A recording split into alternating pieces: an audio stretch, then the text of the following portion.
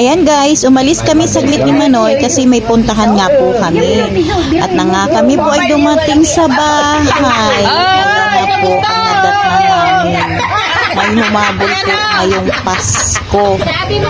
Guys, December 26 po yan. At humabol pa po si Nanang Ising para mamasko.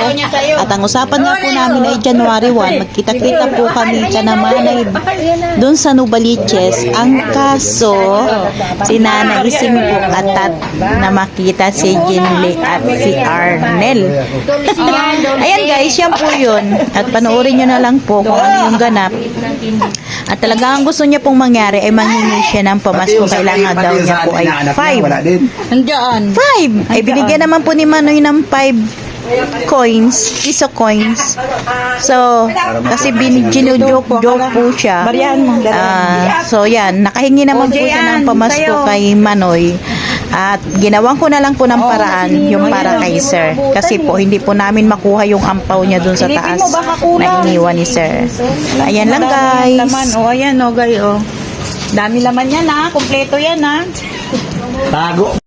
O, ayan na, ayan na. Bigay mo na. Hindi marunong artista ko. O, ayan, bigay mo na. O, ayan na. Picture na. Picture na. Wait lang. Picture na, picture. O, ayan natin susing na. Yaya ng yaya yan. Kasi Yan. Jale. Mayo pa. Sabi mayo pa. O, ayan. Picture tayo yung tatlo dyan. Bisita nila. Ayan guys, ginawan ko na lang po ng paraan para mabuo yung ibibigay kay Nana Ising. Ayan, Merry Christmas, Nana Ising. Happy ka kasi marami kang pamasko. Ho, ho, ho, ho. Ito na. Ayan guys, kaya po ako sumisigaw kasi po hindi po ako nagagalit. Sumisigaw po ako kasi si Nana Ising po ay may problema sa tainga. Nang ako po niya nang ako po kanyang marinig. Ayan, kasi may kailangan niya po kasi ng